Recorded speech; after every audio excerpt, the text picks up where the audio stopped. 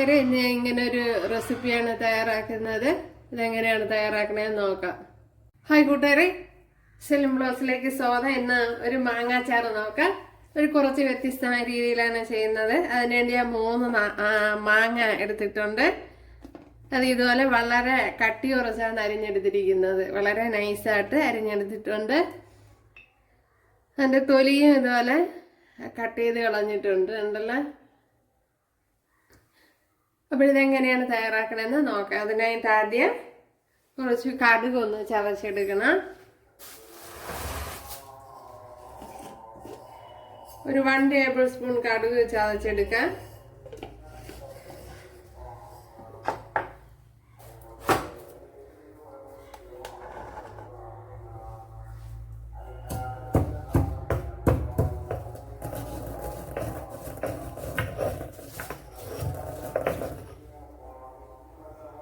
കടുക് ഇവിടെ ചതച്ചെടുത്തിട്ടുണ്ട് ഉണ്ടല്ലേ. ഇതുപോലെ ചെറിയൊരു പീസ് ഇഞ്ചി,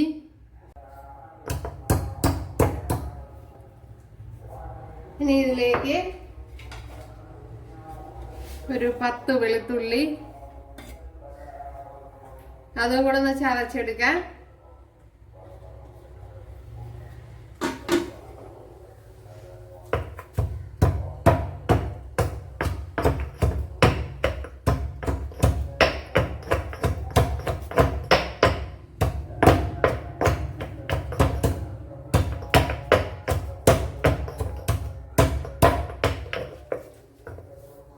അതും ചതച്ചെടുത്തിട്ടുണ്ട്. കടുക് ഇട്ട് കൊടുത്തിട്ടുണ്ട്. അതിലേക്ക് ഇനി ഇത്രയും 1/4 ടീസ്പൂൺ ഉലുവ ഇട്ട് കൊടുക്കാം.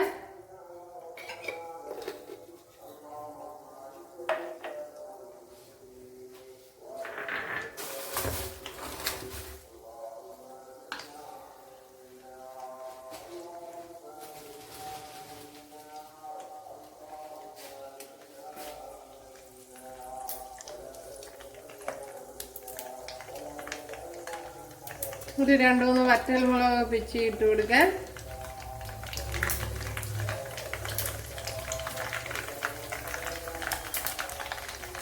ഇതിലേക്ക് ഇനി ചതച്ച് വെച്ചിരിക്കുന്ന ഇഞ്ചി വെളുത്തുള്ളി പേസ്റ്റ് ഇട്ട് കൊടുക്കാം.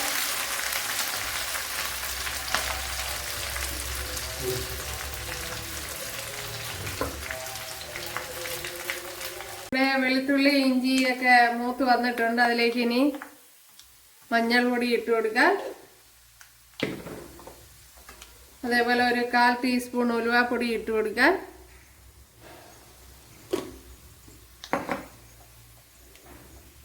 മുളക് പൊടി ഇട്ട് കൊടുക്കുക. അപ്പോൾ ഇച്ചിരി തണുത്തതിന് ശേഷമാണ് മുളക് പൊടി ഇട്ട് കൊടുക്കുന്നത്. ഒരു 2 ടേബിൾ സ്പൂൺ ഇട്ട് കൊടുക്കാം. അതുപോലെ ഒരു 1 ടേബിൾ സ്പൂൺ കായപ്പൊടി ഇട്ട് കൊടുക്കുക.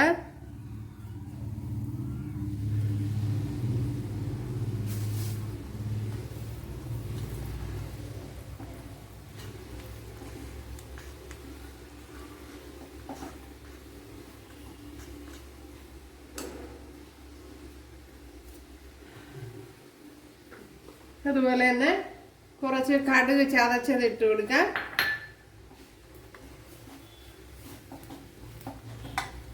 അതുപോലെ ചില്ലി ഫ്ലേക്സ് കൂടെ ഇട്ട് കൊടുക്കുക. ഒരു 1.5 ടേബിൾ സ്പൂണോളം ചില്ലി ഫ്ലേക്സ് കൂടെ എടുത്തിട്ടുണ്ട്. അതും കൂടെ ഇട്ട് കൊടുക്കുക. അപ്പോൾ ഇതെല്ലാം മൂത്ത് വന്നിട്ടുണ്ട്. ഇതിനെ ഇനി ഈ മാങ്ങയിലോട്ട് ഒഴിച്ചു കൊടുക്കാം.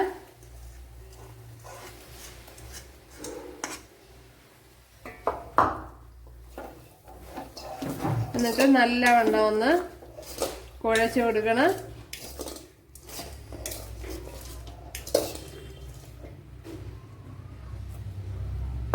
അതുപോലെ തന്നെ ഈ ചട്ടിയിരിക്കുന്ന മസാലയും കൂടെ നമുക്ക് തൂത്തെടുക്കാം. വളരെ ഈസി അല്ലേ, എളുപ്പത്തിന് ചെയ്തെടുക്കാൻ പറ്റും. ഇത് ഞാനിപ്പം ചർച്ചിൽ കൊണ്ടുപോകാൻ വേണ്ടി ചെയ്തതാണ്. അപ്പോഴൊന്ന് വീഡിയോ എടുത്തതാണ്. ചർച്ചിൽ ലേലത്തിന് വേണ്ടി കൊണ്ടുപോകാൻ എടുത്തതാണ്. വേറെ അച്ചാറൊക്കെ ഇട്ടിരുന്നു. അതൊന്നും വീഡിയോ എടുത്തിട്ടില്ല. അതൊക്കെ ഞാൻ അപ്ലോഡ് ചെയ്തിട്ടുണ്ട് യൂട്യൂബിൽ. അതുകൊണ്ടാണ് അതൊന്ന് എടുക്കാതിരുന്നത്.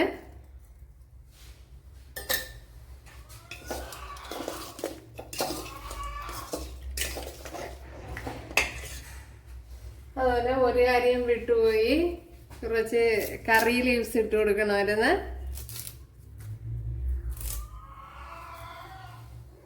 അതുപോലെ ഒരു പച്ചമുളക് കൂടെ, 1-2 പച്ചമുളക് കൂടെ.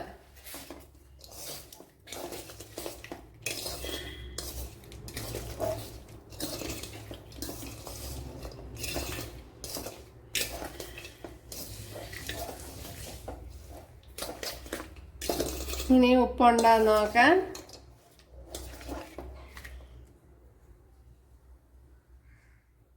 അപ്പോഴിത് ഓയിലിട്ട് ഇളക്കാത്തോണ്ടാണ് വളരെ നൈസായിട്ട് അരിഞ്ഞെടുത്ത്.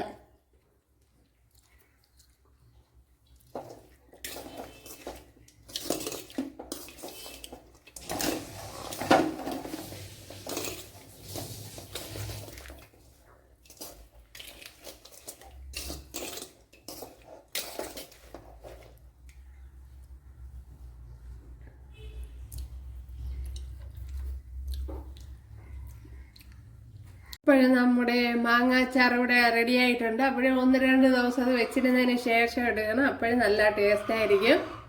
അപ്പോഴെല്ലാവരും ചെയ്ത് നോക്കുക. വളരെ എളുപ്പമല്ലേ. ഇഷ്ടമായാൽ സബ്സ്ക്രൈബ് ചെയ്യുക, എനിക്കൊരു സപ്പോർട്ടാവും. അപ്പോഴടുത്തൊരു വീഡിയോ ആയിട്ട് കാണാമെന്ന് പറഞ്ഞുകൊണ്ട് എല്ലാവർക്കും താങ്ക്സ്.